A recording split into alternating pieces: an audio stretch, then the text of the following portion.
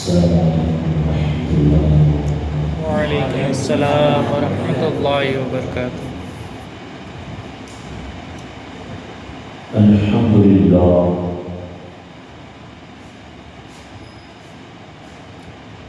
الحمد للہ رب العالمین،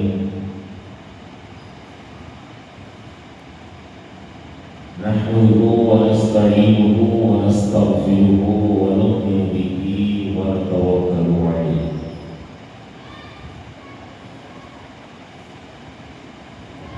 ونعوذ باللہ من شرور انفسنا ومن سیئات اعمالنا،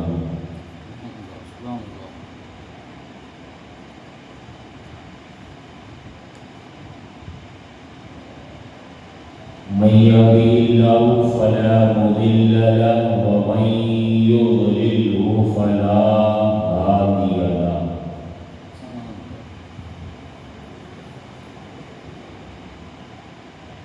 ونشهد أن لا إله إلا الله وحده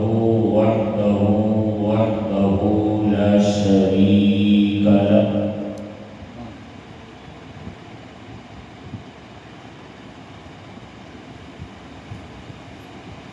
ونشهد أن سيدنا ونبينا ومولانا وملجانا ومأوانا محمدا عبده ورسوله، أما بعد،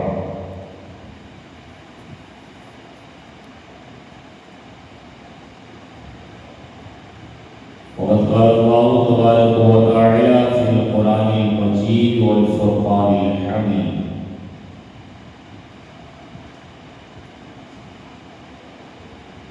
أعوذ بالله من الشيطان الرجيم، بسم الله الرحمن الرحيم.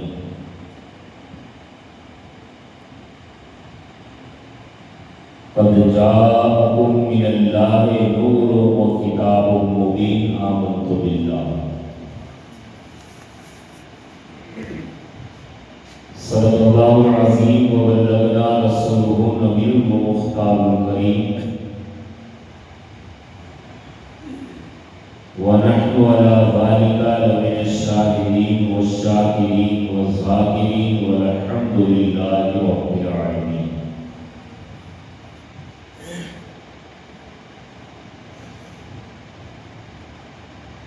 خطبہ مسنہ کے بعد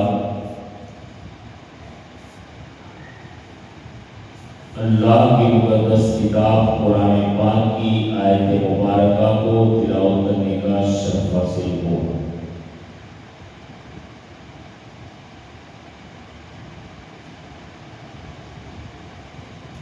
اس کے حوالے سے کچھ گشائی سے پیش کر ہم اور آپ مل کر ہمارے اور تمہارے پیارے آقا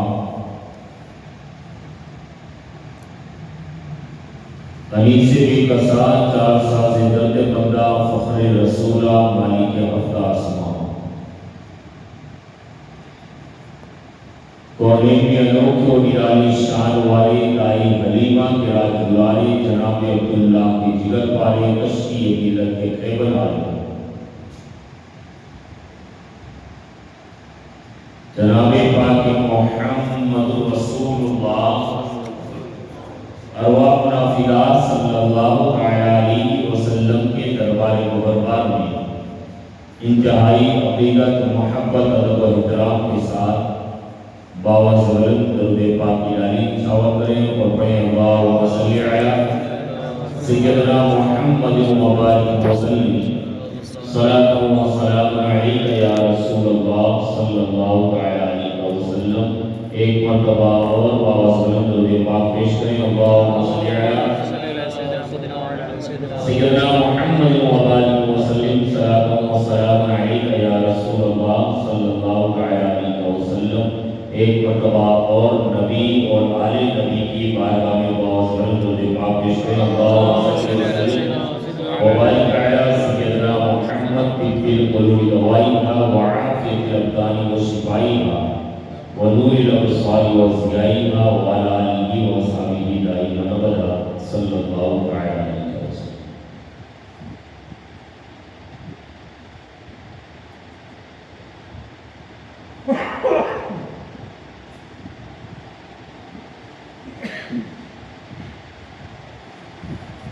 اللہ رب العزت نے قرآن پاک میں ارشاد فرمایا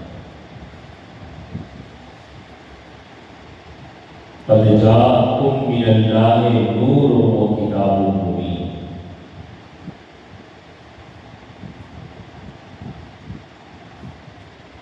تحقیق کے لوگوں آیا تمہارے پاس اللہ کی جانب سے ایک نور اور ایک روشن اور کھلی ہوئی کتاب۔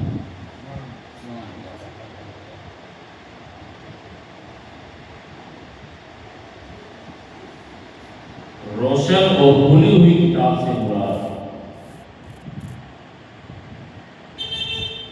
اللہ کا مقدس کلام قرآن پاک،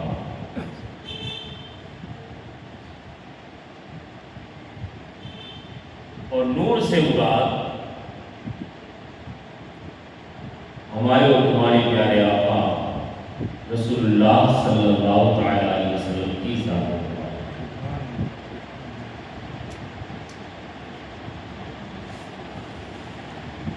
اور آج کا چاند جو نظر آیا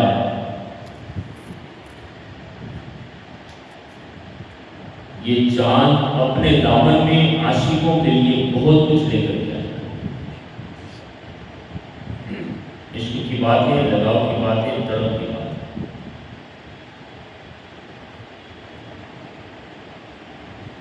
بے مثلوں بے مثال نبی، بے مثلوں بے مثال آقا کی آمد کا یہ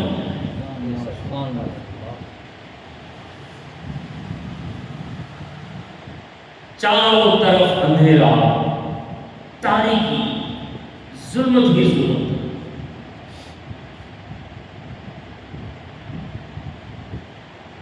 اس وقت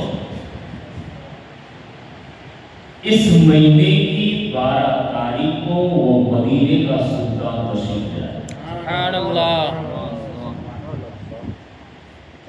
اور جب وہ نور آیا، نوری آقا جو تشریف لائے، اندھیرا تھا، اس نور کی روشنی کی وجہ سے ساری کائنات چمکتی ہوئی۔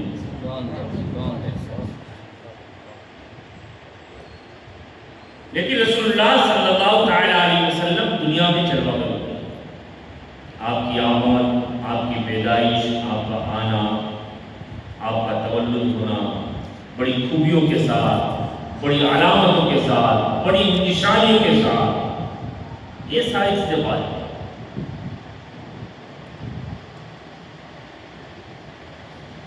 لیکن رسول اللہ صلی اللہ تعالی علیہ وسلم دنیا میں چلوا کر گئے۔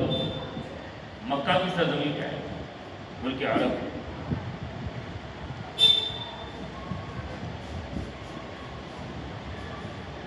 اب ذہن میں یہ سوال پیدا ہو سکتا ہے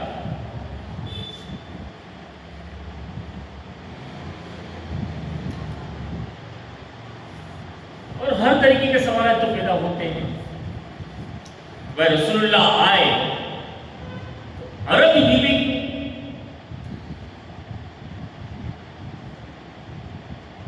کہیں بھی آ سکتے ہیں، اس میں بھی رب کی مشیت رہی، رب کا راز ہے۔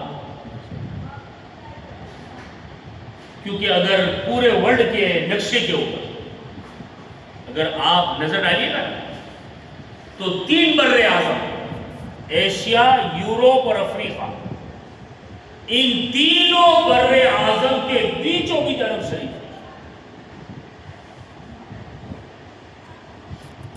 اور اللہ نے آگے جتنے نبیوں کو بھیجا تو علاقے، بستی، آبادی کے حساب سے بھیجا۔ مثال کے طور پہ صرف مثال دے رہا ہوں کہ اگر انا تعلقی کی قوم اگر گمراہ ہو گئی تو صرف انا کے علاقے کے لیے کسی نبی کو بھیج دیا۔ اگر ویراول کی طرف کی اگر قوم اگر گمراہی کے راستے کو اختیار کر کیا تو اس علاقے کے لیے اللہ نے کسی نبی کو بھیج دیا۔ جہاں جہاں جیسے جیسے ضرورت پڑی اللہ نے اپنے نبیوں کو بھیجا اس علاقے کے اعتبار سے۔ لیکن اور وہ اس علاقے تک اس نبی کا پیغام پہنچنا تھا، لیکن اپنے حبیب کو جب اللہ نے بھیجا تو اس اہتمام کے ساتھ بھیجا کیونکہ اپنے نبی کو اللہ نے نبی آخر الزمان بنا کر کے بھیجا، ان کے بعد کوئی نبی نہیں، اب ان کے بعد کوئی نیا نبی آنے والا نہیں ہے، تو پھر ظاہر سی بات ہے کہ ان کا میسج اور ان کا پیغام پوری دنیا میں پہنچانا تھا۔ تو پوری دنیا میں پہنچانے کے لیے بہتر یہ تھا کہ اس علاقے میں بھیجا جائے جو پوری دنیا کا سینٹرل ہو، پوری دنیا کا سینٹر ہو کہ جہاں سے ہر جگہ میسج اور پیغام پہنچ سکے۔ تو جب ہم نے اس ورلڈ کے نقشے کے اوپر جب نظر ڈالی تو پتا چلا کہ ایک طرف بر اعظم تین جو ہیں ان میں ایک طرف ایشیا، ایک طرف افریقہ، ایک طرف یورپ، تینوں بر اعظم کے بیچ میں وہ عرب شریف ہے۔ تو اللہ نے اپنے نبی کو بھیجنے کے لیے انتخاب بھی فرمایا، تو ایسی بیچ والی جگہ کہ عرب کے نبی کو بھیجا جائے تاکہ وہ نبی کا میسج پوری دنیا کے اندر پھیلتا ہوا نظر آئے، اس لیے اللہ نے ایسی جگہ کا انتخاب۔ اب میرے کبھی کبھار کچھ بیانوں میں، جمعہ کے بیانوں میں، خاص کر کے مغرب کے درس میں کبھی کبھی کچھ یہ باتیں ایسی جو درس سے ہٹ کے ہوتی ہیں میں رکھتا ہوں۔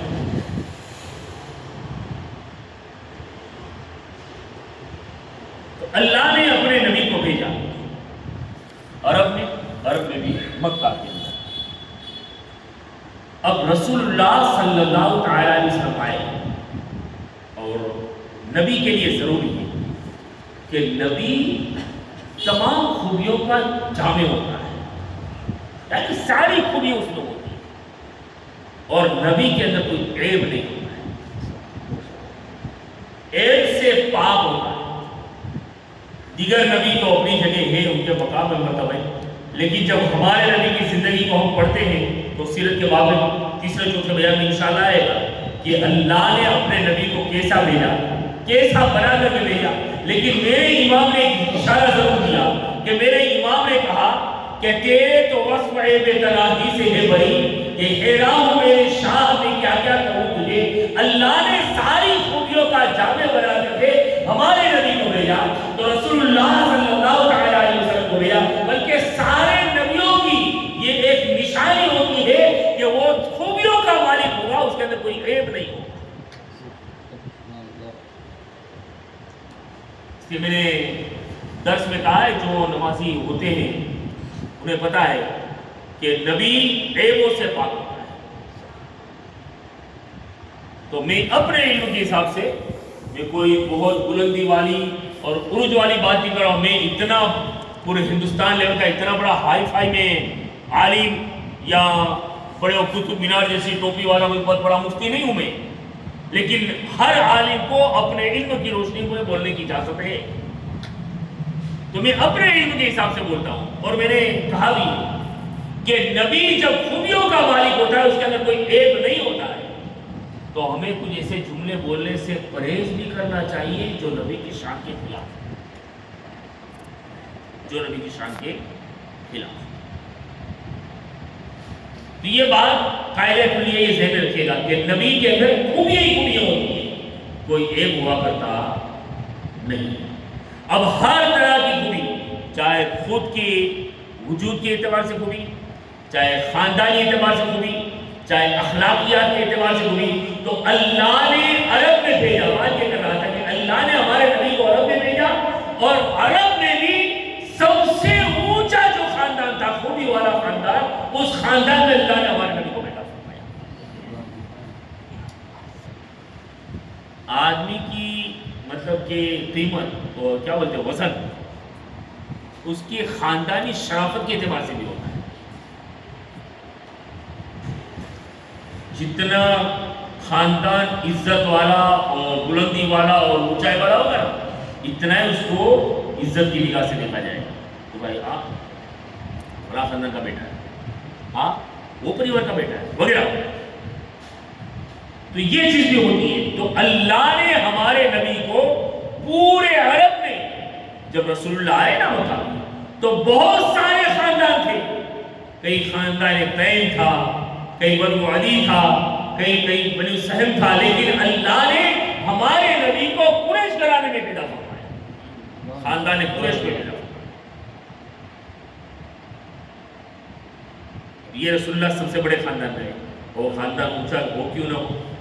اس لیے جو خاندان حضرت ابراہیم کی نسل سے ہے. وہ حضرت ابراہیم جو اللہ کے خلیل، اللہ کے دوست ہے، اس خاندان سے. اور قریب عرب اور عرب کے قرب و جوار میں حضرت ابراہیم علیہ السلام نے پہلے ہی سے اپنے خاندان کو بسا دیا، اپنی اولاد. حضرت ابراہیم علیہ السلام کے 3 بیٹے ہوئے اور 3 بیویوں سے 3 بیٹے ہوئے. پہلی حضرت حاجرہ جن سے حضرت اسماعیل پیدا ہوا. دوسری حضرت سارہ جس سے حضرت اسحاق علیہ السلام پیدا ہوا. اور تیسری حضرت قطورہ جن سے آپ کے تیسرے بیٹے مدین پیدا ہوئے. تو اسحاق علیہ السلام اور ان کی نسل کو شام کا علاقہ دے دیا گیا اور قطورہ اور مدین اور ان کی نسل کو، ان کے اولاد کو یہ کیا بولتے ہیں یمن کا علاقہ دیا. لیکن عین عرب کا علاقہ مکہ اور عرب کے قرب و جوار وہ علاقہ حضرت ابراہیم علیہ السلام نے اپنے بیٹے اسماعیل کے حوالے کیا.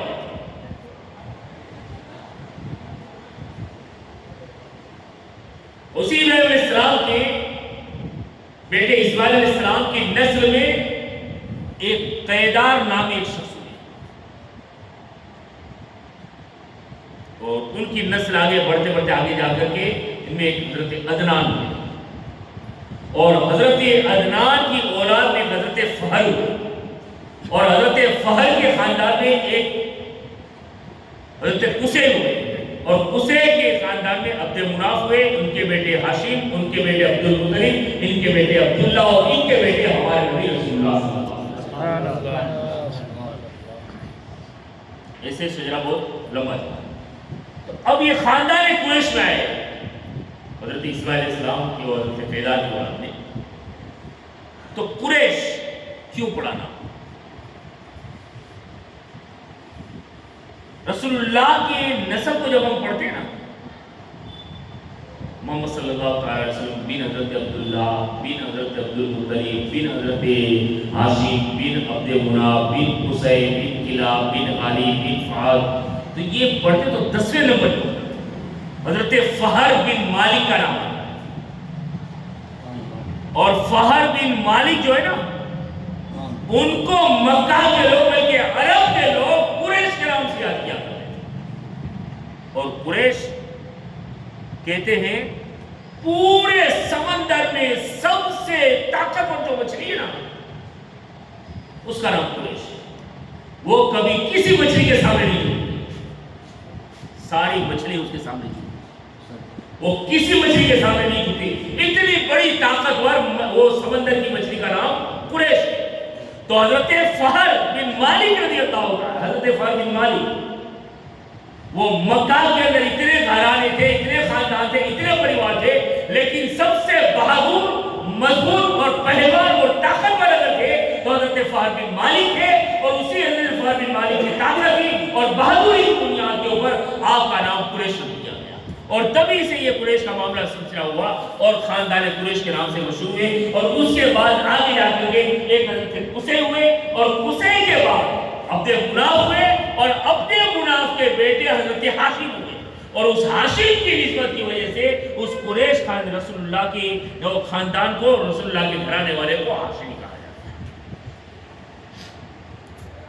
ابھی حضرت ہاشم یہی سے ایک نکھار، یہ قریش خاندان کے اندر اس میں بھی ہاشمی پریوار ہے، ایک نکھار ہے. کیونکہ حضرت ہاشم جو تھے بڑے نیک، بڑے متقی اور بڑے پرہیزگار تھے، بڑے پرہیزگار تھے. اور سخاوت کا بھی حال یہ کہ ہر کسی بے سہارے کا خیال کیا جاتا، ہر کسی بھوکے کا خیال کیا جاتا. اور یہی وجہ ہے کہ حضرت ہاشم کے حوالے سے بتایا جاتا ہے کہ مکہ میں ایک مرتبہ قحط پڑا، بارش نہ ہونے کی وجہ سے قحط پڑا، لوگ کھانے پینے کے لیے پریشان ہوئے، تو آپ حضرت ہاشم خود کئی اونٹوں پہ روٹیاں بنا کر کے لے گئے، مطلب اتنی روٹی کہ اس کی کوئی گنتی نہ ہو سکے، وہ ایک آدھا دن کے لیے نہیں، کئی دنوں تک آپ نے وہ مکہ میں رہے، اتنی ساری اونٹیں تو اونٹ بھر کے لے گئے، اور وہ روٹیاں بنا کر کے لے گئے، اور پھر جو اونٹ تھے نا ان اونٹوں کو ذبح کیا، اس کا گوشت بنایا اور روٹیوں کا چورا کر کے اس کے اندر سریر نامی مطلب کہ ایک طریقے کی غذا تیار کی، اور وہ غذا تیار کر کے جتنے لوگ باہر کے لوگ آتے، وہاں کے لوگ کئی روز تک حضرت ہاشم نے ان سارے مکہ میں رہنے والوں کو کھانا کھلایا، جس کی وجہ سے لوگوں کے اندر ان کی مقبولیت ہوئی، ان کی مطلب کہ چرچے ہونے لگے، لوگ ان کی عزت کی نگاہ سے دیکھنے لگا اور لگے۔ اور سب سے بڑی بات یہ کہ حضرت عبد مناف کے وہ بیٹے تھے، اور عبد مناف جو ہے وہ کون ہے؟ وہ کعبہ کے متولی تھے، وہاں کی چابی ان کے ہاتھ میں رہتی تھی۔ اب یہ حضرت ہاشم جو ہے وہ عبد مناف کے بیٹے، اور عبد مناف کے انتقال کے بعد حضرت ہاشم کو کعبہ کے متولی بنائے گئے، وہاں کی چابی آپ کے سپرد کی گئی۔ اب لوگوں کے درمیان سخاوت بھی ہے، بھوکوں کو کھانا بھی کھلا رہے ہیں، نیکوکار بھی ہے، پرہیزگار بھی ہے، چاروں طرف مقبولیت ہونے لگی۔ اس کی بنیاد کے اوپر آپ کے ان سارے اخلاقوں اور آپ کے ان کارناموں کو دیکھ کر کے وہاں کے لوگوں کی نظروں میں جو آپ کی عزت تھی اس سے کئی زیادہ گنا حضرت ہاشم کی عزت لوگوں کی نگاہوں میں بڑھتی ہوئی نظر آ رہی ہے۔ یہ آپ کے پردادا، اور یہی حضرت ہاشم کے گھر میں ایک پیدا ہونے والا پھول جس کو زمانہ عبد المطلب کے نام سے یاد کرتا ہے، جو رسول اللہ کے سگے دادا۔ اب آپ تو حضرت ہاشم سے بھی زیادہ مطلب نیک تھے، مطلب تھے، پرہیزگار تھے، لیکن آپ کی زندگی میں ایک چیز تھی، عبادت تھی، لیکن عبادت میں تنہائی زیادہ ڈھونڈتے، تنہائی میں اینا زیادہ پسند ہے، اور پیشانی میں رسول اللہ کا نور تھا، اور نور جب چمکتا ہو تو پھر بات ہی الگ ہوتی ہے۔ تو وہ نور محمدی کی بنیاد پہ چہرے میں ہیبت بھی تھی،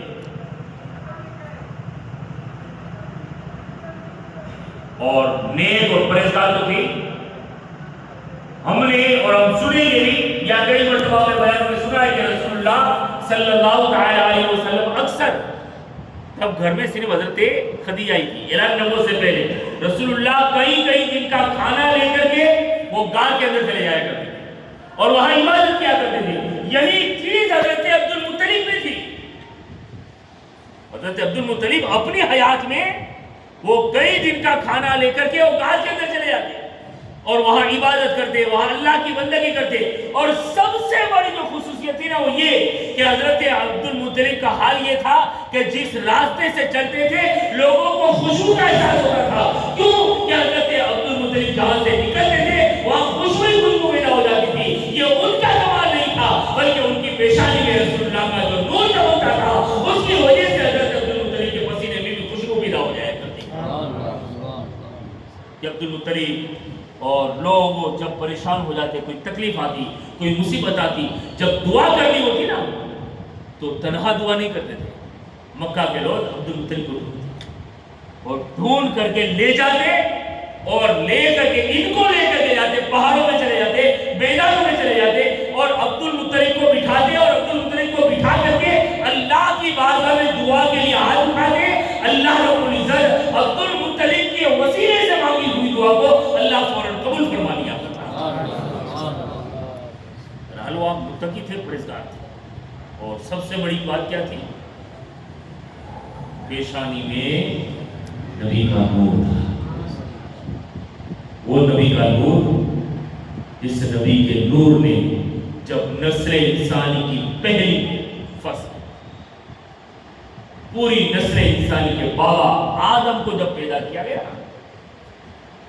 تبھی رب کی بارگاہ سے فیصلے ہو گئے کہ جو میرے نبی کا نہیں وہ ہمارا نہیں، اور جو نبی کا ہو گیا تو پھر ہم نے تاریخوں میں پڑھا ہے، اپنے تاریخوں میں کو مطلب کہ ہم نے داستانوں کو سنا بھی ہے کہ جو نبی کے ہو گئے، جنہوں نے نبی کو اختیار کیا، نبی کی غلامی اختیار لی، نبی کے قدموں میں گر گئے، تو پھر ہم نے یہ بھی رسول اللہ کی سیرت میں اور تاریخ میں یہ بھی دیکھا ہے کہ زمانے کے لوگ یہ کہتے تھے کہ یہ تو کالا کروٹا ہے، زمانے کے لوگ یہ کہتے تھے یہ تو بڑے بڑے ہونٹ والا ہے، یہ زمانے کے لوگ کہتے تھے یہ گھنگھری بال والا ہے، وہ تو حبشی ہے، وہ تو سیدھی ہے ہماری بھاشا میں، نہ جانے کیا کہتے کیا کہتے تھے، لیکن نبی کی بات سے یہ پیغام اور یہ میسج ملتا تھا کہ جو نبی کا ہوتا ہے، جو نبی کی غلامی اختیار کر لیتا ہے، اگرچہ وہ کالا کروٹا ہو، اگرچہ وہ گھنگری بال والا ہو، لیکن جب نبی فاتح مکہ بن کر کے مکہ کی سرزمین پہ جب داخل ہوتا ہے تو وہ نبی یہ نہیں دیکھتا ہے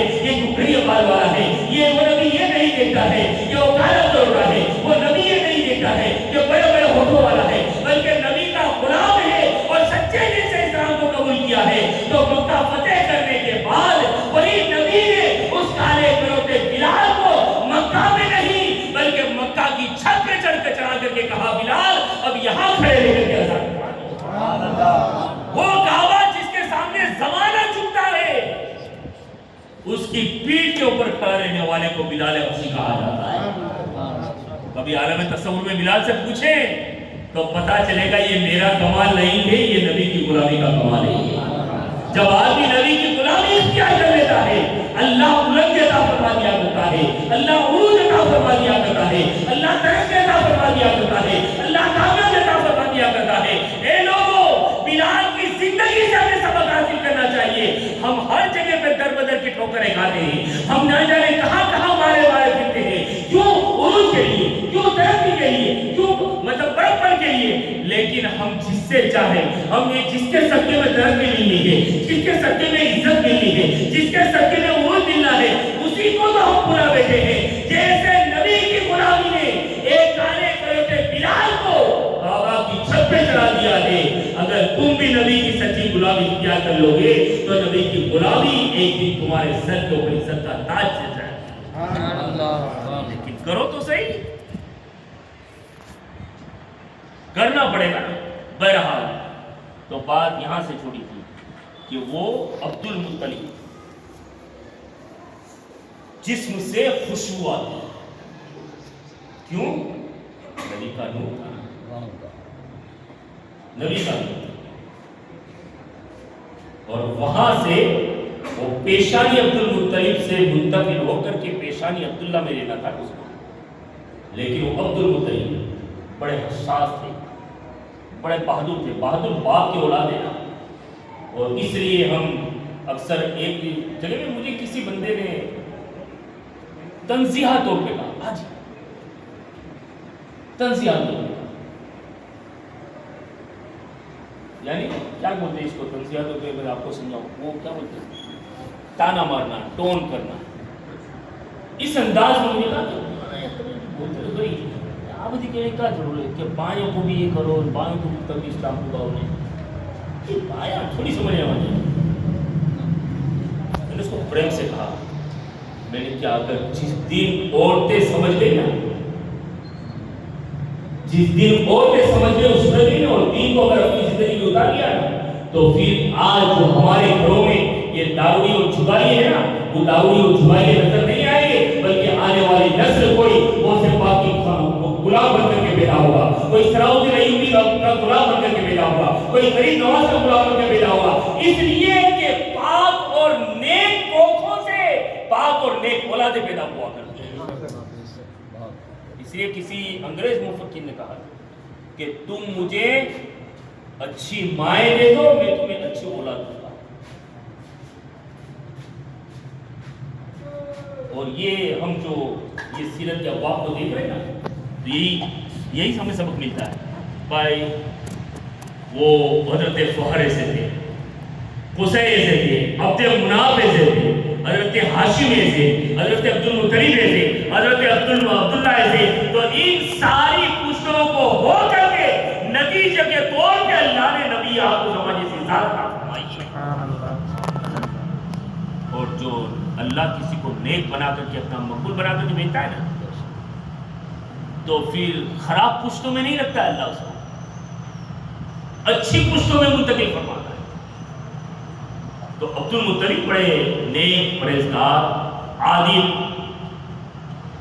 اور بڑے خوددار اور رب کی وحدانیت کے پیروکار۔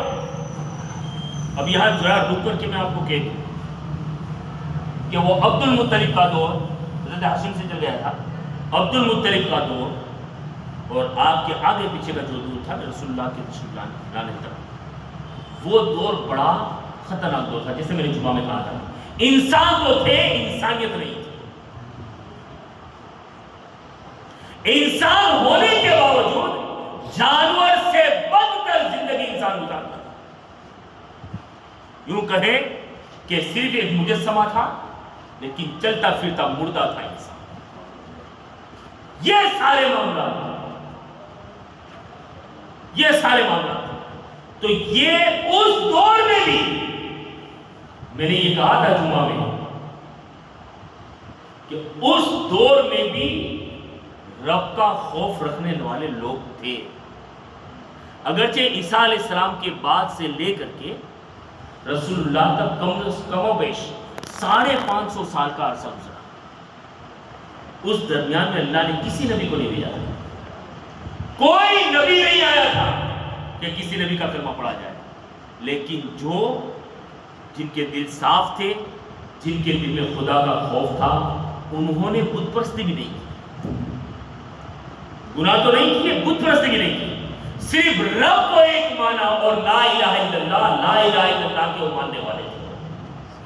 تو ایسے لوگوں کو موحد کہا جاتا ہے۔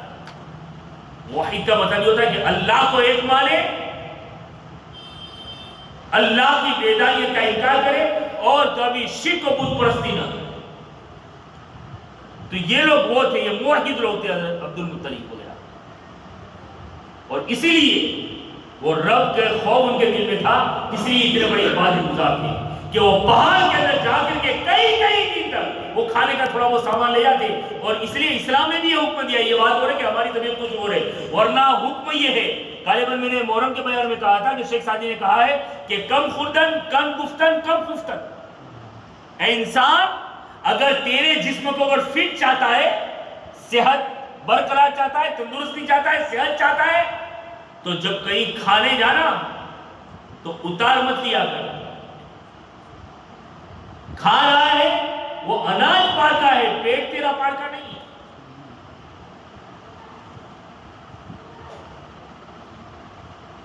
کم خوردن کم کھاؤ، ضرورت کے حساب سے کھاؤ، اور میرے نبی نے یہ فرمایا بھی، یہ تو مشکل ہے لیکن نبی کا یہ فرمان ہے کہ اتنا کھاؤ جو تمہیں عبادت کے اندر فائدہ دے سکے۔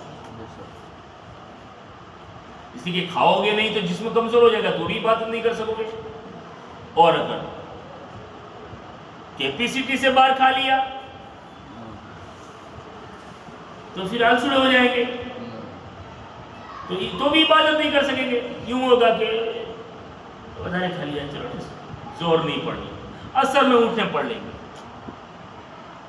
تو زیادہ کھانا بھی عبادت سے بندے کو روکتا ہے، اور زیادہ بھوکا رہنے سے بھی انسان عبادت سے روک سکتا ہے۔ کمزوری آ گئی، نکات آ گئی تو عبادت کے لیے کھڑا نہیں ہو سکے گا۔ اس لیے کہا گیا کہ تمہاری صحت کو برقرار رکھنے کے لیے ضرورت کے حساب سے کھاؤ، اور کبھی کبھار تو کیونکہ میں تو یہاں ہال میں کھانے نہیں جاتا ہوں، لیکن مطلب بعض دوستوں میں دیگر جگہ کے اوپر دیکھتے ہیں کہ کبھی کبھار تو وہ کسی خرچ ہوتا ہے نا کسی کا، تو کام کاج میں کھڑے رہتے تو اس میں کچھ وہ چھلے وہ کسڑی نہ پاؤں والا نے مسئلہ ہوتا ہے نا، تو اس میں وہ ٹھنڈ ڈالے تو پھر اس میں کچھ وہ کیا کہتے ہیں ہری پھائی لگا دے، کون 10 پاؤں کھا سکتا ہے؟ تو کھا جائے گا؟ کون 8 پاؤں کھا سکتا ہے؟ یہ حال ہوتا ہے۔ پھر وہ کبھی کبھار تو ناک کا سوال آتا ہے نا، تو پھر اتار لیتے، اور اتارنے کے بعد پھر وہ اگر صرف بدہضمی ہو گئی تو بات الگ ہے، لیکن وہ یہاں کے بجائے یہاں تک آ گئے، اور پھر اگر سانس لینے میں تکلیف ہو تو پھر لوگ جب سانس میں مطلب پرابلم ہونے لگے، لوگ کیا کہیں حملہ ہو گیا، حملہ ہو گیا۔ او حملہ نہیں ہو، وہ اتنا دبا لیا ہے کہ سانس نہیں آ سکتا ہے۔ یہ کوئی مطلب ہنسانے کے لیے بات نہیں کر رہا ہوں، رسول اللہ نے فرمایا کہ اتنا کھاؤ جو تمہاری ضرورت ہو، اس سے تمہاری صحت برقرار رہے گی، تندرستی برقرار رہے گی. پھر وہ ڈاکٹر کی صلاح نہیں لینی، تو ڈاکٹر کو تو پھر ڈاکٹر کہے گا کہ صاحب تمہیں قائم راتنا જમીને પછી 2 કિલોમીટર વોકિંગ કર્યા ચાલવાનું રાખો. لیکن کئی بزرگوں سے میں نے سنا ہے تجھے جم جانے کی ضرورت نہیں ہے، تجھے چلنے کی ضرورت نہیں ہے، 5 وقت کی نماز پابندی کے ساتھ پڑھے گا تو یہی تیری سب سے بڑی کثرت ہوگی اور اللہ تیرے جسم کے اندر مضبوطی اور توانائی عطا فرمائے گا. اس لیے کہ سب سے بڑی کثرت نماز ہے. لیکن یہ تو ہمیں کرنا نہیں ہے، یہ مفت کی دوا ہے، یہ نہیں کرنا ہے. باقی ہر مہینے تمہارے 1 વર્ષ میں تو ક્રોસ કરવું જ પડશે. મહિનાની દવા 1500ની 1800ની 2000ની ઈ લેશો પણ નમાજ નહીં પડી. یہاں لے مانا. اور جب یہ ساری چیزیں کیا بتا دی ہوتا ہے، وہ میرے نبی کا فرمان ہے نا کہ بے نمازی کی روزی سے برکتیں اڑ جاتی ہیں. اور یہی جو تھوڑی بہت برکت ہونے والی تھی وہ ڈاکٹر کے پاس پہنچ گئی. نمازیں پڑھو گے جسم بھی تندرست رہے گا، روزیوں میں بھی برکت رہے گی. اور خاص کر کے میرا نوجوان طبقہ، تمہیں فیئر اینڈ لولی نیویا وغیرہ استعمال کرنے کی ضرورت نہیں پڑے گی. نماز کا نور تمہارے چہروں میں پیدا ہو جائے گا. پابندی کر کے تو دیکھو، اس لیے کہ 5 وقت تو تم وضو کرو گے، تو دن میں 5 مرتبہ جب چہرے کو دھو گے. اور حدیث پاک میں مفہوم ہے، رسول اللہ نے فرمایا کہ آدمی جب وضو کرتا ہے پورے جسم کے گناہ جھڑ جاتے ہیں. اور صرف گناہ ہی نہیں جھڑتے بلکہ گناہ کا میل ہوتا ہے وہ بھی جھڑ جاتا ہے. اب دن میں 5 مرتبہ جب وہ جسم کو دھویا جائے، چہرے کو دھویا جائے، اور پھر دھونے کے بعد پھر تم نماز کی پابندی کرو، نماز پڑھو، تو آپ مجھے بتاؤ کیا چہرہ چاند کی طرح چمکتا ہوا نظر نہیں آئے گا؟ نماز کی برکتیں ضرور پیدا ہوگی. میں ہاتھ تو حضرت عبد المطلب کی بات میں کر رہا تھا. وہ عبد المطلب اتنے نیکوکار پرہیزگار رسول اللہ کے دار، اور وہ وقت بھی آیا کہ مدینہ کے ایک خاندان بنی خزرج کے اندر آپ کی شادی ہوئی. مدینہ بنی خزرج کے خاندان میں عورت سے شادی ہوئی جس کا نام سلمہ، اور وہ شادی وغیرہ ہو گئی. اس کے بعد اولاد کا سلسلہ ہوا تو بتایا جاتا ہے جیسے اب دیکھو یہاں وہ اوپر والے دادا اور یہاں رسول اللہ کی دادا، تھوڑی بہت ان کے برابر تو میں نہیں کراتا ہوں، لیکن وہ خاندانی اثرات آتے ہیں. کبھی کبھار کوئی انسان ہے نا، ہوشیار آدمی کسی کو دیکھ کر پہچان لے گا. مثال کے طور پہ میرا اگر بیٹا ہے تو آدمی دیکھ کر کے پہچانے اور کہے گا مولانا عارف کا بیٹا ہے کہ نہیں. اثر دکھتا ہے، خاندانی اثر. اور کبھی نسبت بھی کام کرتی ہے. تو میں نے آگے کہا کہ حضرت ابراہیم اسماعیل علیہ السلام کے خاندان میں جو قیدار ہوئے نا، اس قیدار کے بھی بہت سارے بیٹے. اب یہاں عبد المطلب کو دیکھو، عبد المطلب کے بھی 12 بیٹے ہوئے، اور سب سے چھوٹے بیٹے کا نام جناب عبداللہ. اور آپ کا چہرہ تو عبد المطلب سے بھی زیادہ چمکتا ہے، کیونکہ انہی کو تو رسول اللہ کے بابا ہونا تھا. اور وہ نور محمدی کی شانی میں لے کر جائے. لیکن وہ حضرت عبداللہ تو ان کے یہاں مطلب کہ جنم ہوا ہی، پیدا ہوئے گا.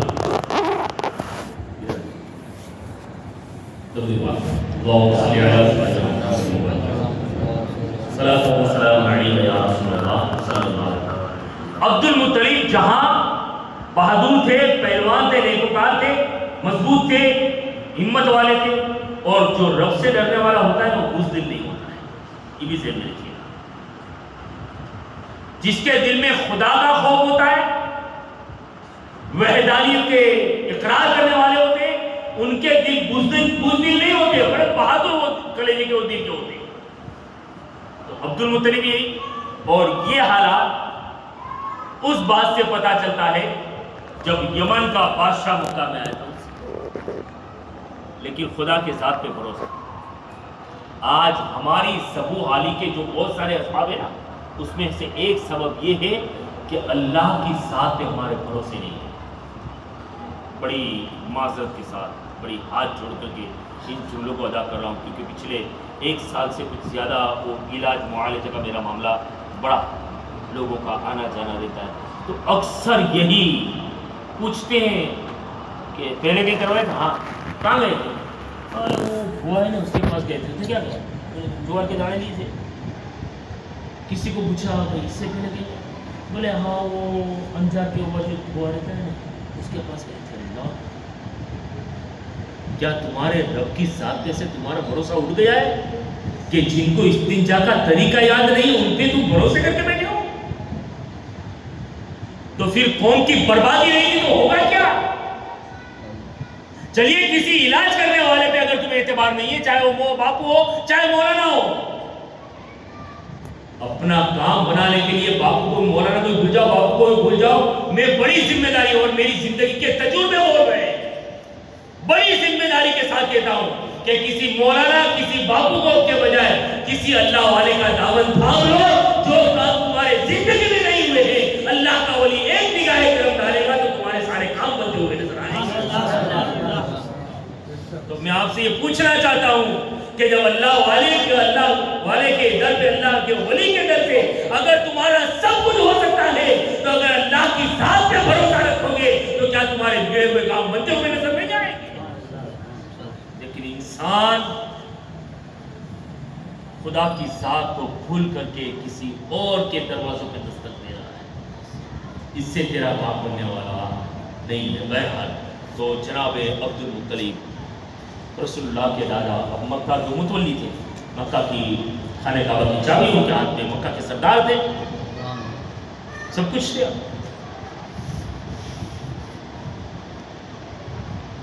اور یہ اس وقت کی بات ہے جب رسول اللہ اپنی ماں کے پیٹ میں آ چکے تھے. نور محمدی آمینہ کی شکل میں آ چکا تھا اور بابا کا سایہ اٹھ گیا.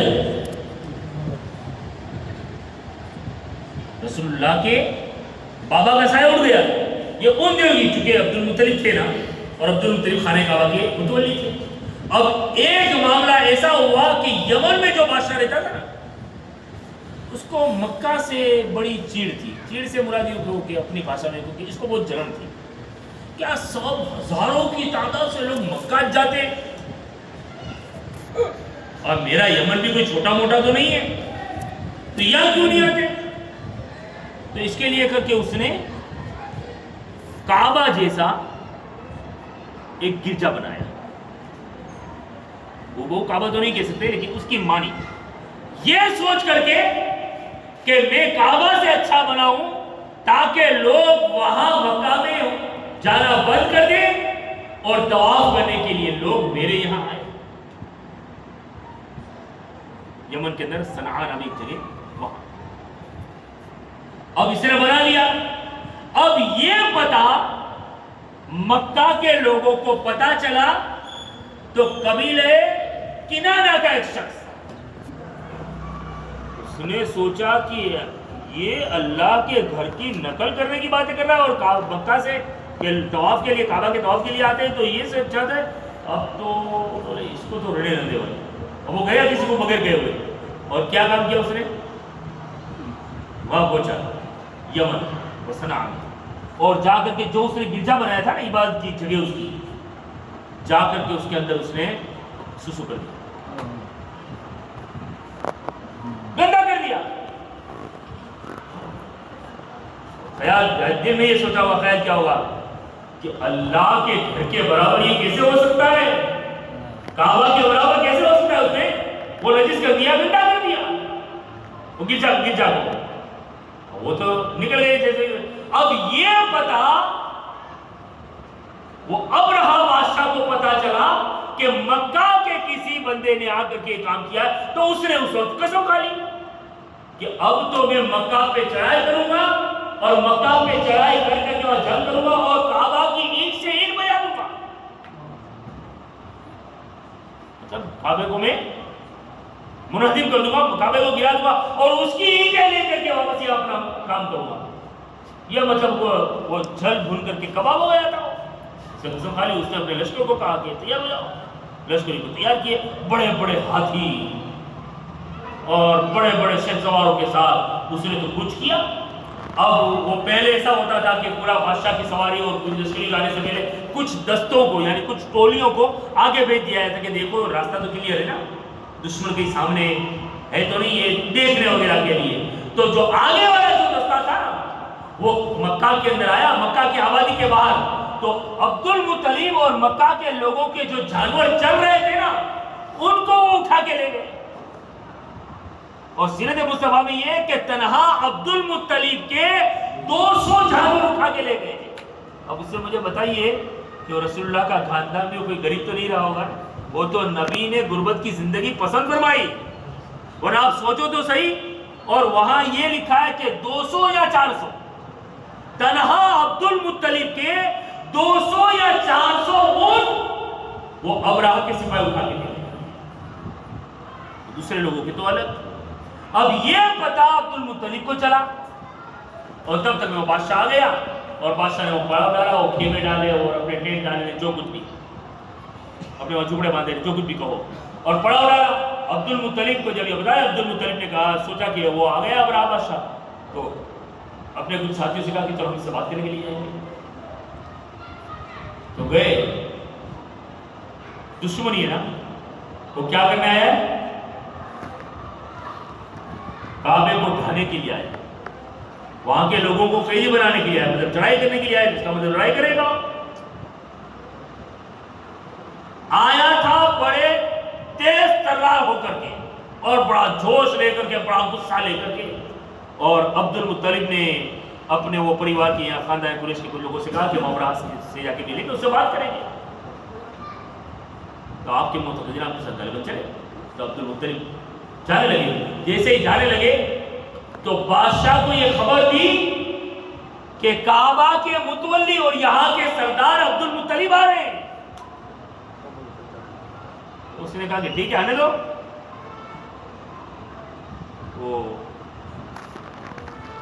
وہ لوگ تو پھر وہ سلیمی لوگ, تو پھر گمنڈ تو ہوتا ہی ہے. ناک کی ڈانڈی اونچی کی اونچی رہے بھائی, جھکے نہیں. تو کہا کہ ٹھیک ہے آتے آنے دو. وہ تو اپنے تخت کو اڑا, لیکن اس کو کہاں پتا تھا کہ آنے والا اپنے ساتھ اپنی پیشانی میں نور محمدی لے کر کے آ رہا ہے. اب جیسے ہی رسول اللہ کے دادا وہ ابرہا کے خیمے کے اندر جیسے انٹر ہوئے, داخل ہوئے, آپ کے چہرے کی جلالت اور ہیبت کو دیکھ کر کے جو تخت کے اوپر بیٹھا تھا کھڑا ہو گیا. کیا تھا یہ؟ نور محمدی کا کمال تھا. کھڑا ہو گیا اور عبد المطلب کے پاس آیا اور بڑی عزت مان سمان کے ساتھ بٹھائے بیٹھے اور کہا کہ تو کیسے آنا ہوا؟ کہا بس کچھ نہیں, زیادہ کچھ نہیں, اپنی ضرورت اور اپنا مطلب کہ اور کوئی معاملات نہیں ہے اور کوئی ڈیٹیل والی گفتگو ہمیں نہیں کرنی ہے. بھائی ہمارا اور ہمارے قبیلے کے لوگوں کا کہ کچھ جانور تیرے سپاہی لے کر کے گئے ہیں, بس وہ ہم کو واپس دے دیے جائے. تو وہ کیا کہتا ہے بادشاہ؟ بس اتنی سی بات. ارے میں تو سمجھا تھا کہ تم عاجزی کرنے آئے ہوں گے, تم معذرت چاہنے آئے ہوں گے, تم یہ کرنے آئے ہوں گے, تم اپنے دفاع کی کوئی بات کرنے آئے ہوں گے, تم صلح کی بات کریں. تو عبد المطلب نے کہا کیسے؟ کہا بھائی میں تو آیا ہوں تمہارے کعبے کو ڈھانے کے لیے اور چڑھائی کرنے کے لیے. تو عبد المطلب کی زبان سے یہی جملے نکلے, بھائی یہ جانور میرے ہیں اور میرے قبیلے کے, اور یہ جو کعبہ ہے وہ میرا گھر نہیں, وہ اللہ کا گھر ہے, اور جس کا گھر ہے اس کی حفاظت کرنا وہ خود جانتا ہے. وہ اللہ ہی اس کے گھر کی حفاظت کرنے والا ہے. مجھے اس کا ٹینشن بھی نہیں ہے مجھے, اور مجھے اس کی بات بھی نہیں کرنی ہے. مجھے تو اپنے پریوار, اپنے خاندان کے اور اپنے مطلب قبیلے کے اور اپنے جو جانور ہیں وہ دے دیے جائیں. اور بس یہ اتنی سی مختصر یہ بات ہوئی. اور اس نے کہا اپنے سپاہیوں کے بھائی دے دیے جائیں ان کے اونٹ وغیرہ جو بھی لے کر کے آئے گے. عبد المطلب آئے, اونٹ وغیرہ باندھے گئے اور دیے گئے. اور آپ نے اپنے قبیلے کے لوگوں سے کہا کہ اپنے جانوروں کو اپنے گھر والوں کو لے کر کے پہاڑوں کے اندر چلے جاؤ اور پہاڑ کی چوٹیوں کے اوپر جا کے کھڑے رہو. اور عبد المطلب گئے کہاں؟ حرم میں، کعبہ کے اندر گئے اور کعبے کا دروازہ پکڑ کے کہا مولا یہ نظام ہے، یہ نظام قدرت ہے، تیرا نظام ہے یہ کہ جس کا گھر ہوتا ہے وہ خود اپنے گھر کی حفاظت فرمایا کرتا ہے. مولا یہ کعبہ تو تیرا گھر ہے، اس کی حفاظت فرمانا تیرے دست قدرت ہے. مولا چاہے وہ کرے گا لیکن اس کی حفاظت کرنا یہ تیرا کام ہے. عبد المطلب نے وہی اپنا استغاثہ پیش کیا اور استغاثہ پیش کرنے کے بعد عبد المطلب بھی وہ پہاڑ کی چوٹی کے اوپر جا اپنے قبیلے کے لوگ، خاندان کے لوگ، مکہ کے لوگ جا کھڑے تھے وہاں پہاڑ کی چوٹی کے اوپر کھڑے رہے. یہاں سے بادشاہ نے چڑھائی کا حکم دے دیا. وہ خود سب سے آگے جو اپنا پہلوان ہاتھی جس کا نام محمود تھا اس کے اوپر خود سوار ہو کر کے آیا اور سپاہی اٹھا. لیکن سب سے آگے جو دوسرے پیچھے جو جانور تھے، گھوڑے تھے، جو کچھ بھی ہو، اونٹ ہو گئے یا ہاتھی ہو گئے، جو کچھ بھی ہو گئے، اب آگے تو محمود نامی ہاتھی کے اوپر وہ خود سوار ہے آیا. جیسے ہی وہ حد کے اندر قریب آنا تھا، حد کے باہر ہی ہے اور حرم کے حد کے باہر ہے، اب جیسے قریب پہنچنا تھا کہ وہ محمود ہاتھی رک گیا، پیر گویا کہ توڑ گئے اس کے. بہت کوشش کی، نہیں، بہت چابو کے مارنے کی کوشش کی لیکن آگے نہیں بڑھ رہا. اب محمود سب کا سردار ہے، جانوروں میں بھی گویا عقل ہے، وہ سب کا سردار نہیں چلتا ہے تو پیچھے والے جانور بھی نہیں چلتے. اور یہاں دعا تھی کہ مولا تیرا گھر ہے، حفاظت کرنا تیرے دستے قدرت میں، تیرا کام ہے. اب یہ ابھی وہ کوشش کر ہی رہے تھے کہ فوراً دریا کی طرف سے اللہ کے سپاہی نمودار ہوئے. اور سپاہی کیسے تھے جانتے ہیں؟ ابابی. یوں آپ کو چھوٹے چھوٹے پرندے، یوں میں آپ کو سمجھانے کے لیے یوں کہوں کہ چڑی آتی نا، چڑی سے تھوڑے بڑے اور وہ کبوتر کے مانند یہ سائز سمجھو اس کی درمیان کی. اب وہ آئے نا سمندر کی طرف سے، پرندوں کی فوج آئی. اللہ نے کوئی تلوار والوں کو نہیں بھیجا، کوئی بھالے والوں کو نہیں بھیجا، کوئی برچھیوں والوں کو نہیں بھیجا، تو کوئی تیر کمان والوں کو نہیں بھیجا، دو پیر والے مانو کو نہیں بھیجا اللہ نے، بلکہ بھیجا بھی تو پرندوں کو بھیجا. ایسا بھی نہیں کہ ساول اور ڈپڑوں کو بھیج دیا کہ دیکھ کر کے بھاگے. وہ پرندے بھی چھوٹے پرندے، لیکن میرا مولا کام لینا چاہتا ہے تو پھر ایک ٹانگ والے بچھڑ سے بھی لے لیا کرتا ہے. اب پروردگار عالم کی جو فوج، اللہ کی وہ فوج دریا کی طرف سے، سمندر کی طرف سے نمودار ہوئی. وہ ایک ایک پرندے کے پاس 3 کنکریاں تھیں، 2 پنجوں میں اور 1 چونچ میں. اور میری نظروں سے تو بعض مفسرین نے یہ لکھا ہے، سب نے نہیں لیکن کچھ نے میری نظروں سے مطالعے میں یہ چیز گزری کہ جس آدمی کے اوپر جو کنکری پڑنی تھی نا، اس کنکری کے اندر اس آدمی کا بھی نام لکھا ہوا تھا. نظام قدرت دیکھیں، یہ رب کا نظام. اب وہ نام لکھا، اب وہ کیسی پستولیں اور کیسے وہ گھڑ مشین ہوں گے، مجھے تو نام بھی نہیں آتے. کیا بولتے ہیں AK-47 نے، کیا بولتے ہیں وہ سب، وہ کیا کہیں اب. لیکن وہ رب کے سپاہی تھے، وہ مولا کی بھیجی ہوئی فوج تھی اور بڑے بڑے قداور ہاتھیوں سے، رب کی قدرت تو دیکھیں، وہ بڑے بڑے قداور ہاتھیوں سے لڑنے کے لیے بھی اتنے پرندوں کو بھیجا. جیسے کہ وہ خدائی دعویٰ کرنے والے کے لیے 1 ٹانگ والے کو بھیجا. یہ رب کی قدرت ہے، ان اللہ علی کل شیء قدیر، اس کی قدرت. بہرحال وہ آئے فرشتے، وہ پرندے نمودار ہوئے اور جس کے نام کی جو کنکریاں تھی نا، ان کے سروں پہ بتاؤ تو صحیح وہ کنکری بھی کتنی کرنٹ والی ہوگی اور کتنی طاقت والی ہوگی کہ مفسرین بیان کرتے ہیں. بلکہ اہل سیر نے سیرت مصطفیٰ میں بھی ہے اور دیگر مطلب کہ نزہت المجالس میں بھی اس بات کو لکھا گیا ہے کہ جس کے نام کی کنکری تھی اسی کے سر پہ گرتی اور وہ سر کو پھاڑتے ہوئے، جسم کو پھاڑتے ہوئے پیشاب کے راستے، وہ سنڈاس کے راستے سے نکلتی اور ہاتھی کی پیٹھ کو اور ہاتھی کے جسم کو چیرتی ہوئی زمین پہ نکل جاتی. کیسی کنکری ہوگی.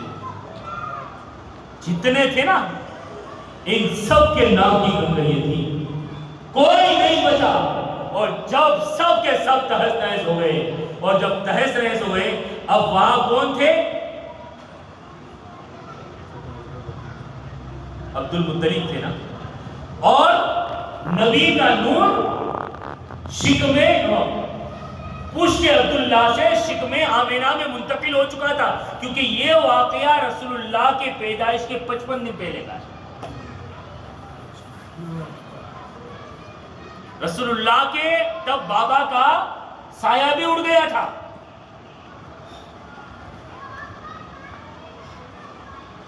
تعجب کے ساتھ مطلب کہ نظر نہیں ہونی چاہیے، کیونکہ رسول اللہ کا مطلب کہ نور جب منتقل ہوا شکم آمینہ میں تو ابھی 2 مہینے کا ہی حمل تھا کہ عبداللہ کا وصال ہو گیا، ٹھیک ہے؟ اور رسول اللہ کے پیدا ہونے کے 2 مہینے 55 دن 2 مہینے گنو 2 مہینے پہلے یہ ابرہہ والا معاملہ پیش آیا۔ تو اب سرکار دنیا میں تشریف تو نہیں لائے تھے نا ظاہری طور پہ، لیکن جب سرکار دنیا میں تشریف لے آئے اور قرآن جب نازل کیا تو اللہ نے اس کا ذکر کیا، اور جملہ کیا ہے؟ سوالیہ، جملہ استفہامیہ استعمال کیا گیا۔ الم ترا، اے محبوب کیا تو نے نہیں دیکھا؟ یہ کس کو کہا جاتا ہے؟ جس نے دیکھا ہو لیکن ذہن میں نہ ہو۔ پتہ یہ چلا کہ جو وہ ہاتھی والوں کا جو حال ہوا ہے وہ حال بھی میرے مصطفیٰ کا نور دیکھتا ہوا نظر آ رہا تھا۔ اس لیے اللہ نے فرمایا الم ترا کیف فعل ربک باصحاب الفیل، اے محبوب کیا تو نے نہیں دیکھا کہ تیرے رب نے ہاتھی والوں کا کیا حال کیا ہے؟ اور پورے قرآن کو اٹھائیے گا نا، جب رب نے خطاب کیا ہے نا، چاہے آدم کے دور کا خطاب کیا ہے، چاہے ابراہیم کے دور کا خطاب کیا ہے، چاہے زکریا کے دور کا خطاب کیا ہے، چاہے یحییٰ کے دور کا خطاب کیا ہے، چاہے ابراہیم کے دور کا خطاب کیا ہے، چاہے موسیٰ کے دور کے حوالے سے خطاب کیا ہے، چاہے اسماعیل کے دور کے حوالے سے خطاب کیا ہے، تو یہی جملہ ظرف زمان اور ظرف مکان یا جملہ استفہامیہ استعمال کیا گیا۔ اور ظرف زمان ظرف مکان شاید آپ نہیں سمجھیں گے، تو یوں کہوں کہ وہ وقت کو اور جگہ کو یاد کروایا گیا۔ دیکھیے جب اللہ نے قرآن کو نازل کیا اور رسول پاک کے سامنے جب یہ آیت آئی اور آیت نازل کی تو رب نے کیا کہا؟ حضرت آدم کی بات کر رہا ہوں، وَإِذْ قَالَ رَبُّكَ لِلْمَلَائِكَةِ إِنِّي جَاعِلٌ فِي الْأَرْضِ خَلِيفَةً۔ یاد اے محبوب یاد کرو اس وقت کو، اس وقت قال ربک فرمایا آپ کے رب نے، للملائکہ فرشتوں کو، انی میں جاعل بنانے والا ہوں، فی الارض زمین میں اپنا ایک خلیفہ۔ یہ کب کی بات ہے؟ ابھی یہ کب کی بات ہے؟ ابھی حضرت آدم کو پیدا بھی نہیں کیا گیا، اس وقت کی بات کا ذکر ہو رہا ہے۔ اور جب رسول اللہ 1,24,000 انبیاء کرام آ گئے، سب سے آخری نبی رسول اللہ ہے، اور 40 سال کے بعد پھر قرآن نازل ہونا شروع ہوا، تب رب فرما رہا ہے وَإِذْ قَالَ رَبُّكَ، یاد کرے محبوب اس وقت کو۔ تو پتہ یہ چلا کہ رسول اللہ صلی اللہ تعالیٰ علیہ وسلم اس چیز سے بھی باخبر ہے، تب تو رب فرما رہا ہے کہ محبوب اس وقت کو یاد کرو۔ اس لیے ہم کہتے ہمارے عقیدے میں یہ چیز ہے کہ اللہ نے اپنے نبی کو اس شان سے بھیجا کہ جو پہلے ہو گیا اور قیامت تک جو کچھ ہونے والا ہے ہر چیز کا علم اللہ نے دے کر کے اپنے نبی کو دنیا میں بھیجا ہے۔ اور اسی چیز کی نشاندہی میں نے امام بریلوی شریف سے یوں کی کہ اور کوئی دیکھ کیا تم سے یہاں ہو بنا جب رفتہ ہی کا تم پہ کروڑوں۔ تم یہ بات کرتے ہو کہ پیٹ کے پیچھے کا علم نہیں ہے، دیوار کے پیچھے کا علم نہیں ہے، یہ علم نہیں ہے، وہ علم نہیں ہے۔ ارے جس وقت آدم کو پیدا نہیں کیا گیا تھا اس وقت کا علم بھی میرے مصطفیٰ جاتے ہیں، اور قیامت تک جو کچھ ہونے والا ہے اس کا علم بھی اللہ نے اپنے مصطفیٰ کو عطا فرمایا۔ تو اللہ نے اپنے نبی کو علم ما کان وما یکون دے کر کے، اب تم علم کی بات کرتے ہو، پھر میرے امام نے کہا کہ تم علم کی بات کرتے ہو، میرے حبیب کی شان یہ ہے، علم تو کیا ہے، خدا کی ذات نہیں چھو سکی تو پھر دنیا کا علم کیا چھو سکتا ہے۔ بہرحال وہ جناب عبد المطلب نے وہ منظر کو دیکھا، پھر نیچے آئے اور پھر حرم میں گئے، رب کا شکر ادا کیا۔ یہ سارے جو معاملات تھے وہ نور مصطفیٰ کی برکت تھی، اور جناب عبد المطلب کی وہ ابھی حیات ہے، اور جناب عبداللہ کی وہ पेशानी में नूर मोहम्मदी और उसके बाद आपने हजरत आमिना, लेकिन शादी से पहले हजरत अब्दुल्ला की जवानी हुई ना, 12 बेटे, 12 में सबसे खूबसूरत, हसीन, जमील, मतलब सब कुछ जो अल्लाह ने दिया था ना अब्दुल्ला। जब जवान हुए ना तो मक्का की बल्कि खानदान कुरैश की नौजवान लड़कियां, औरतें ये तमन्ना करती थी काश अब्दुल्ला मुझे निकाह मिले, काश अब्दुल्ला मुझसे निकाह कर ले, काश अब्दुल्ला मुझसे निकाह कर ले, मुझे इनका बीवी होने का शर्फ हासिल हो जाए। लेकिन चूंकि अमानत पेशानी में थी, आज के दौर में छिछोड़ापन है, वो नेक दिनत लोग थे वो। ये बात और है कि आज हमने सर्टिफिकेट मोबाइल की शक्ल में दे दी कि सिर्फ बात नक्की होते ही सब कुछ हलाल हो जाता है। इसके जिम्मेदार वडील भी हैं, इसके जिम्मेदार बड़े भी हैं, ये ज़हन में रखिएगा। बड़ी माजरत के सामने कहता हूँ, हाथ जोड़ करके ईमानदारी के साथ अपने सीने पे हाथ रख करके बता, जिसके नौजवान बच्चे, जिनके बच्चों की भी शादी हुई है, साल 2 साल में जिनके रिश्ते हुए, 1-2 साल रिश्ते रहे, और जिनके भी रिश्ते हुए शादी बाकी, 100% में से 80% माँ बाप जानते होते हैं कि मेरा बेटा और मेरी बहू मोबाइल पे बात कर रहे हैं, फिर भी आंखों के ऊपर पर्दे डाले हुए हैं। इसकी जिम्मेदार कौन? क्या ये काम हो रहा है हलाल है? क्या वो जायज़ काम हो रहे हैं? इसके जिम्मेदार है कौन? और क़यामत के दिन ये पूछा जाएगा, और इसमें सब शामिल है। शायद लोग ये कहेंगे कि हमारे गांव का रिवाज है, इस्लाम में रिवाज नहीं चलते, इस्लाम में गांव के शहर के जरिए नहीं चलती है। मैंने पहले भी कहा था, 1-2 लोगों के मुंह भी चढ़े, लेकिन मैंने कहा कि साथ जो है वो अपनी जगह के ऊपर है। ये सिर्फ सगाइयां होती है, नाज़रे होते हैं, और 2-2 घंटे तक स्टेज के ऊपर लड़का और लड़की को स्टेज पे बिठा देके दोनों को बाजू बाजू में बिठा दे। क्या शरीयत इजाजत दे रही है? इसके जिम्मेदार है कौन? कौन जिम्मेदार है इसके? और फिर कहते हैं कि मुआशरे में सुधार पैदा नहीं होता है, सोसाइटी के अंदर कोई चेंजेस नहीं आती है। ये सब कौन कर रहा है और किसकी बदौलत हो रहा है ये सब? तो हमने सर्टिफिकेट दे दी, लेकिन बात यह, वो नेक तीनत लोग थे और पेशानी में रसूलुल्लाह का नूर चमकता। तो कभी गलत ख्याल का तो हम कभी सोच भी सकते नहीं है, लेकिन वो औरतों की अपनी तमन्नाएं थी कि काश। लेकिन खुदा जब मिशका शरीफ की हदीस है कि अल्लाह किसी लड़के या लड़की को जब पैदा करवाता है ना, तो पैदा करने से पहले ही अल्लाह इनके जोड़े लिख दिया करता है, जोड़े लिख दिया करता है। तो अब जनाब अब्दुल्ला रसूलुल्लाह के बाबा और आमिना खातून का भी वो निकाह वाला मामला नहीं है, और भी अब्दुल मुत्तलिब ढूंढ रहे थे कि जैसा मेरा बेटा है ना, ऐसी मुझे बहू चाहिए। नजरें झुका के चलना, इतना हसीन और जमील खूबसूरत, मियानी कर, ये सारे मतलब कि खूबियां थी, लेकिन फिर वो इतने नेक और मुत्तकी परहेज़गार। तो आप ये चाहते थे कि मेरी वो भी इसमें अब्दुल मुत्तलिब चाहते। अब इत्तेफाकी, अब ये चीज जो है ना, जिस वक्त रसूलुल्लाह सल्लल्लाहु तआला अलैहि वसल्लम का नूर पुश्ते अब्दुल्ला से शिकमे आमिना में मुंतकिल हुआ, तो यहूदियों को भनक आ गई, क्योंकि पहले की किताबों में था ना, तो भनक आ गई थी। उनको पता चले अभी तो वो बाप की निशानी, माँ की निशानी भी कुतुबे साबिक़ा में बयान की गई थी। तो कुछ निशानी देख करके समझ गए थे कि जो नबी आपको जमा आने वाले हैं, उसके बाप जो है उसकी निशानी सही से अब्दुल्ला के। तो पीछे से कई मर्तबा तो इन्होंने मतलब कि कोशिश कर ली थी, लेकिन नाकाम हो गए। और नाकाम क्यों नहीं होंगे? क्यों नहीं होंगे? ये रब ने फरमाया। पूरी बात नहीं, सिर्फ इशारा कर दूं कि जिस वक्त